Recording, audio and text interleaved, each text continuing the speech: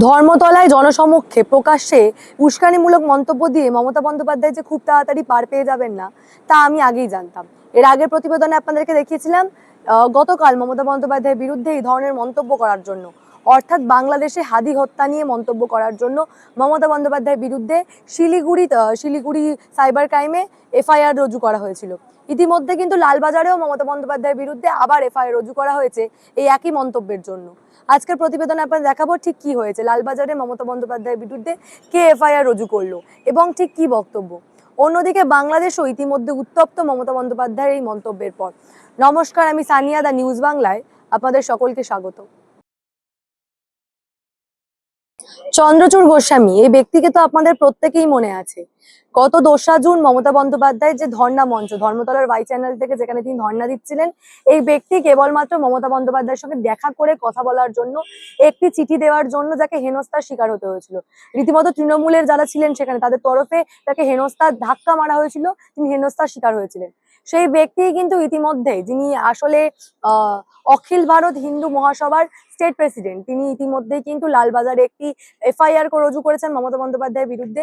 এই ধর্মতলার মঞ্চ থেকে হাদি হত্যা নিয়ে যে কথা মমতা বন্দ্যোপাধ্যায় বলেছিলেন, তার সেই উস্কানিমূলক মন্তব্য, অর্থাৎ স্বরাষ্ট্র মন্ত্রককে কেন্দ্র করে, দেশের স্বরাষ্ট্র মন্ত্রককে কেন্দ্র করে এই ধরনের মন্তব্যকে তিনি দেশবিরোধী মন্তব্য মনে করেছেন এবং এর জন্য ইতিমধ্যে লালবাজারে মমতা বন্দ্যোপাধ্যায়ের বিরুদ্ধে এফআইআর রুজু করেছেন। আগে এই চন্দ্রচূড় গোস্বামী কি বলছেন তার বক্তব্য একবার শোনাবো আপনাদের।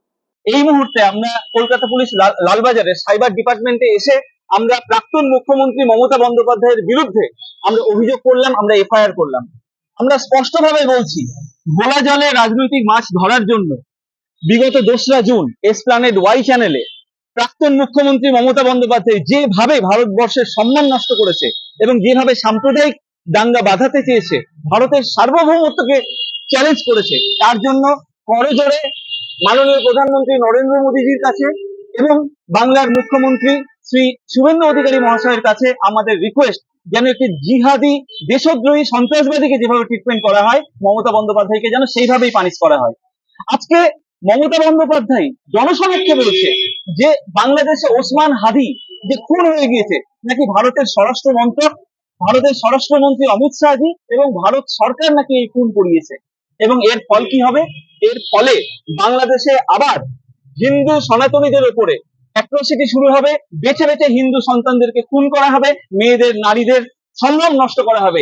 এই সমস্ত ঘটনার জন্য সরাসরি কিন্তু মমতা বন্দ্যোপাধ্যায় দায়ী। শুধু তাই নয়, আজকে সারা পৃথিবীর কাছে যেভাবে ভারতের সম্ভ্রম এবং ভারতের মান মর্যাদাকে কালিমালিপ্ত করলো এই মহিলা, তা অবশ্যই ক্ষমার অযোগ্য অপরাধ। এবং সেই সাথে আমাদের নিশ্চিত বিশ্বাস, পশ্চিমবঙ্গ এবং ভারতবর্ষে আরেকটি সাম্প্রদায়িক দাঙ্গা যাতে বাঁধানো যায় এবং তার ফলে যাতে মমতা বন্দ্যোপাধ্যায়ের মতো লোকেরা রাজনৈতিক ফায়দা পায়, সেই জন্য কিন্তু আজকে এইরকম একটি কমেন্ট করেছে। তার আসল উদ্দেশ্য শুভেন্দু বাবুর এই পশ্চিমবঙ্গে, নরেন্দ্র মোদীজির ভারতবর্ষে যাতে সাম্প্রদায়িক দাঙ্গা বাঁধানো যায়। আমরা হিন্দু মহাসভার পক্ষ থেকে তীব্র ধিক্কার জানাচ্ছি এবং আবারও আমরা সবাই মিলে আবেদন করছি, এই জিহাদি দেশদ্রোহী মানসিকতার যে মহিলা মমতা বন্দ্যোপাধ্যায়, তার যেন দৃষ্টান্তমূলক শাস্তি হয়। আপনারা সবাই আমাদের পাশে থাকুন।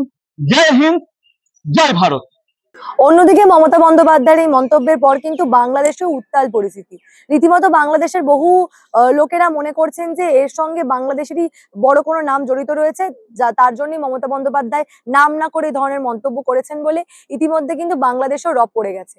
একবার সেই বক্তব্যগুলো আপনাদের দেখাবো যে বাংলাদেশে কিরকম পরিস্থিতি মমতা বন্দ্যোপাধ্যায়ের এই মন্তব্যের পর। গতকাল মমতা বন্দ্যোপাধ্যায় একটা কথা স্পষ্ট করে বলেছে, তিনি কিন্তু একবারের জন্য বলে নাই যে ইন্ডিয়া উত্তাল হবে। তিনি বলেছেন এর পিছনে যারা রয়েছে তাদের নাম প্রকাশ হলে বাংলাদেশ উত্তাল হয়ে যাবে। তার মানে আমরা ধারণা করছি বাংলাদেশের এমন কোন ব্যক্তি বা সংস্থা এই খুনের পিছনে যে জড়িত রয়েছে, যার নাম প্রকাশ্যে বেরিয়ে আসলে বাংলাদেশ উত্তাল হয়ে উঠবে। সে এমন ব্যক্তি হতে পারে যে রাষ্ট্রীয় পর্যায়ে নীতি নির্ধারণী ঠিক করেন, বা এমন সংস্থা হতে পারে যারা বাংলাদেশের স্বাধীনতার সার্বভৌমত্ব বিকিয়ে দেওয়ার জন্য ভারতের সাথে আপোষ করে বসে আছে। অর্থাৎ একটা বিষয় পরিষ্কার, মমতা বন্দ্যোপাধ্যায় এই ধরনের মন্তব্য করার পর পার পাবেন না। আগে যেমন শিলিগুড়ি সাইবার ক্রাইমে মামলা রুজু করা হয়েছিল, এই ইতিমধ্যে কিন্তু লালবাজারেও এফআইআর রুজু করেছেন এই চন্দ্রচূড় গোস্বামী। এখন দেখার বিষয় সত্যি সত্যি এই ধরনের দেশবিরোধী মন্তব্য করার জন্য মমতা বন্দ্যোপাধ্যায়ের বিরুদ্ধে আদতে কোনো ব্যবস্থা নেওয়া হয়। এইভাবে একজন দায়িত্ববান মানুষ হয়ে তিনি একটা সময় রাজ্যের মুখ্যমন্ত্রী মুখ্যমন্ত্রী ছিলেন, তারপরেও তিনি এই ধরনের মন্তব্য কি করে করতে পারেন তা নিয়ে কিন্তু বিভিন্ন মহলে প্রশ্ন উঠছে। এবং সত্যি একজন প্রাক্তন মুখ্যমন্ত্রী যিনি দেশ বিরোধী, স্বরাষ্ট্র মন্ত্রকে কেন্দ্র করে এই হেন দেশ বিরোধী কথাবার্তা বলছেন এবং তার বিরুদ্ধে এখনো পর্যন্ত সত্যি কি কোনো ব্যবস্থা নেওয়া হবে না? এ বিষয় নিয়ে আপনাদের মূল্যবান এবং গুরুত্বপূর্ণ মতামত অবশ্যই আমাকে জানাবেন দ্য নিউজ বাংলার কমেন্ট সেকশনে এবং দেখে থাকুন দ্য নিউজ বাংলা।